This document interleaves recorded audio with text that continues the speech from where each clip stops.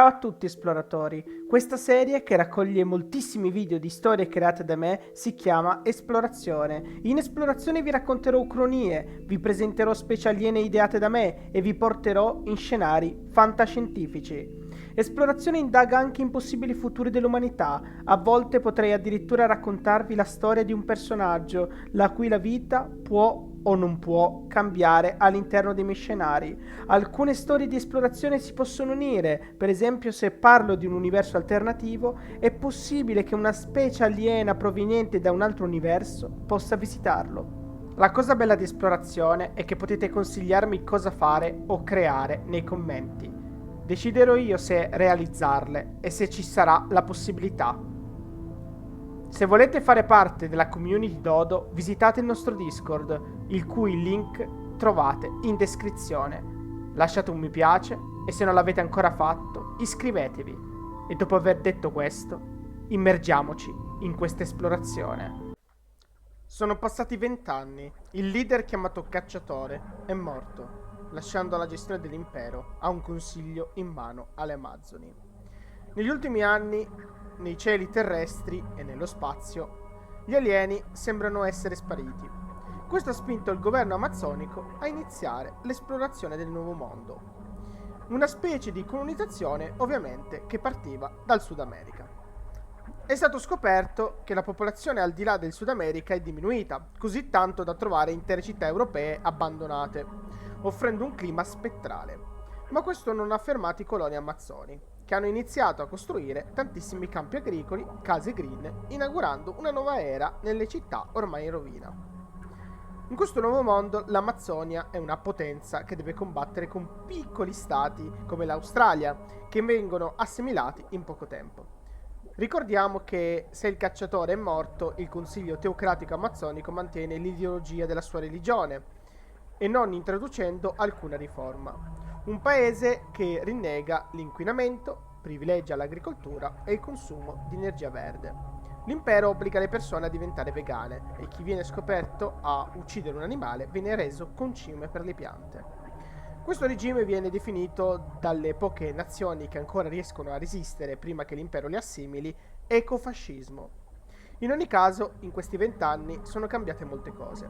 Il Consiglio Amazzonico ha continuato a colonizzare parti sempre più lontane del pianeta, arrivando al punto che il loro controllo ha iniziato a diminuire. Ad esempio, in zone come la Russia e il Medio Oriente si sono formati consigli autonomi, che non obbediscono al consiglio principale. Tutto questo per non parlare di qualcosa che è rimasto nascosto per 20 anni. Il cacciatore, quando istituì le Amazzoni, voleva avere solo squadre di donne religiose che potessero sorvegliare la popolazione e far rispettare la sacra religione, una specie di polizia della morale. Il problema è che piano piano hanno preso sempre di più potere, avvicinandosi praticamente al cacciatore. Questo ha portato il cacciatore ad avere rapporti con alcune di loro, che venivano addirittura definite le preferite. Se avete capito dove stiamo per arrivare, in questi 20 anni molte di queste donne, con alti incarichi, hanno voluto allontanarsi dalla capitale e andare in zone come la Russia e l'Oriente.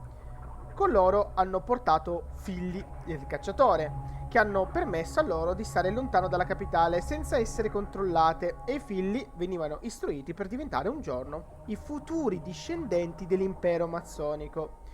Inutile dire che in questi 20 anni il Consiglio Amazzonico era diventato qualcosa di ormai consolidato e di sicuro non si aspettava e ne voleva che un figlio del cacciatore potesse prendere il potere. E così iniziarono le guerre di successione. Dico guerre perché sembra che il cacciatore abbia avuto almeno 50 riconosciuti. Il pianeta Terra bruciò. Nacquero 7 in mano a questi figli del cacciatore che proponevano alcune follie che minacciavano la vera fede. Ci furono massacri su massacri. Queste guerre uccisero così tante persone che il numero esatto non si sa. È inutile dire che ancora oggi il pianeta Terra di questo mondo ha lati positivi come l'ambientalismo, l'economia green e l'inquinamento bassissimo, ma anche dei lati negativi come la religione di Stato, l'inquisizione e il matriarcato.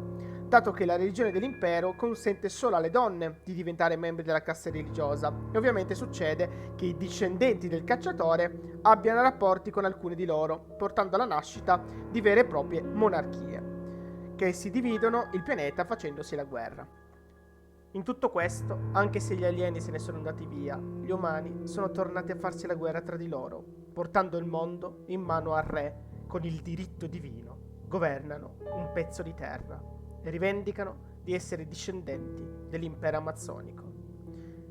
Ma in tutto questo il Sud America e la capitale sopravvivono. Dopo 100 anni di guerre e saccheggi, il Sud America non è più la rinascita dell'umanità. E la vecchia capitale del cacciatore è ormai un cumulo di mattoni nella giungla più profonda.